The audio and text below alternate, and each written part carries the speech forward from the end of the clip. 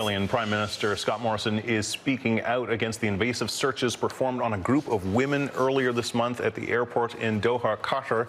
CNN's Kristie Lu Stout is following the story from Hong Kong. A really disturbing story. Take us through what happened and the reaction.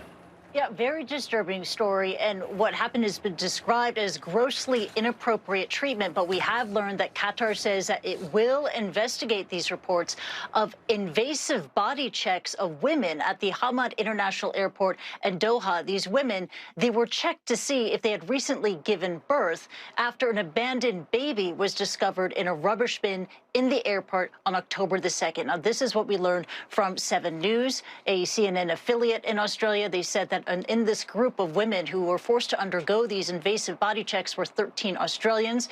They were allegedly removed from their flights, detained, and forced to undergo these invasive checks on an ambulance on the tarmac. Now, CNN managed to speak to an eyewitness, someone who was on board one of these flights, and described a, quote, very tense atmosphere when the women returned to their flight. He told CNN that one woman was crying, that the others were shell-shocked. Nobody could believe what had just happened because it was such a delicate issue. As you can imagine, this incident and reports of these invasive body examinations has sparked outrage internationally, but especially in Australia. And earlier today, we heard from the Prime Minister of Australia, Scott Morrison, who not only condemned what happened as the leader of his country, but also as a father of daughters. Take a listen to what Scott Morrison had to say. We find this unacceptable. That's been the official message and conveyed very clearly in the investigation that, and it is, because it is unacceptable. I mean, it was appalling.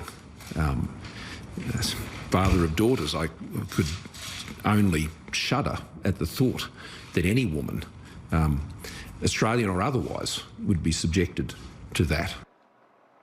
Scott Morrison said that he has received assurances from Qatari officials that the investigation will proceed and that he expects to see results from that investigation very soon.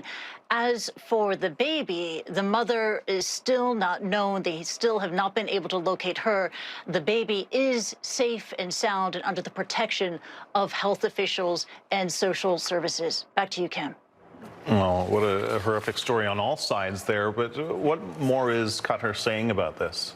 Yeah, well, Qatar, again, they have committed to carrying out an investigation. They've also released a statement, which we have, and we'll bring it up to you so you can see.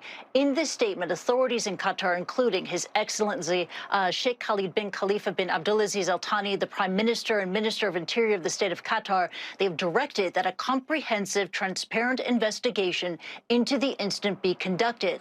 The results of the investigation will be shared with our international partners.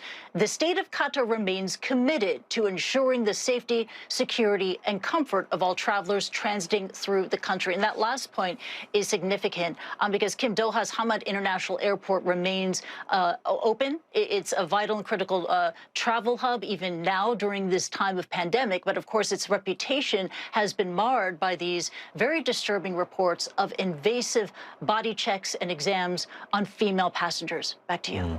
Absolutely. All right. Thank you so much, Kristie Lu Stout in Hong Kong.